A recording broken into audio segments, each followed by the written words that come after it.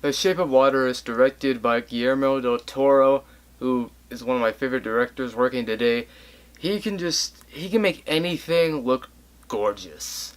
Like, his movies are always amazing to look at. Like, really amazing.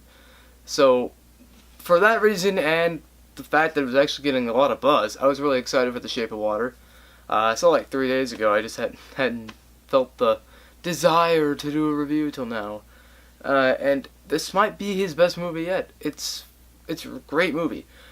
Has a couple small problems that we'll get to, but I loved it. I thought it was great. It's probably in my top 10 of the year. I don't know. We'll see. We'll see once the end of the year comes around. But yeah, so this movie is about a mute woman who's been mute since like birth, essentially. Not necessarily since birth, but since she was a baby, because of an incident that happened.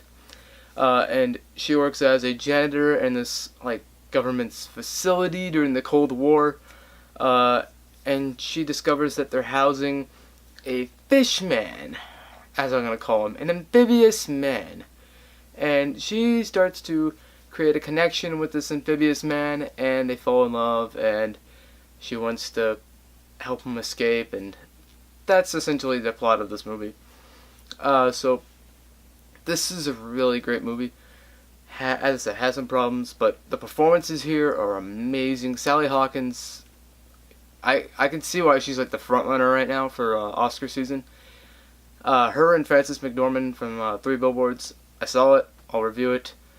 But no, they're both like the two best performances from actresses this year. They're both fantastic, but we're talking about Sally Hawkins here.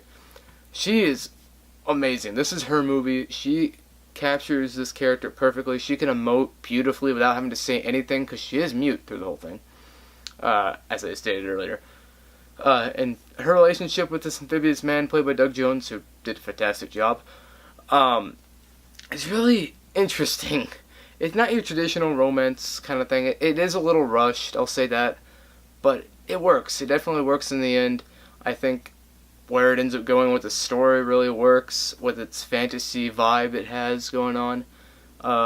It's like fantasy slash like grounded in reality kind of thing. I really like that. The practical effects on the amphibian man are amazing to behold. The cinematography here is gorgeous, some of the best of the year. And this is in a year with amazing cinematography. I think I preferred Roger Deakins' cinematography for Blade Runner still, but this is definitely a close like second or third. But no, fantastic cinematography. Everything in this movie looks gorgeous. The production design is immaculate. It's awesome. The story is very sweet. There's a lot of words that can describe this movie. It's sweet, dark, romantic, kind of creepy. It's got its own weird style to it, and I really appreciate that because it is kind of its own thing, but it works. It has this kind of Amelie-ish type vibe, very quirky, but then it's also got its weird, dark, like horror-ish roots, which definitely work too.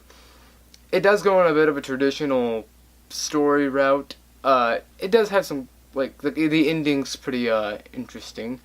It's a good ending, and it kind of fits with the vibe. I'm not going to spoil it, obviously, but it fits with the vibe of the movie. So it works, but the rest of the movie, yeah, it does kind of play out in a traditional manner of movies you've seen before. But no, this is a really great movie. It does have a couple problems, as I said, that being one of them, and the romance being a little rushed. Also, Richard Jenkins, he's amazing in this movie. He definitely deserves a Best Supporting Actor nomination.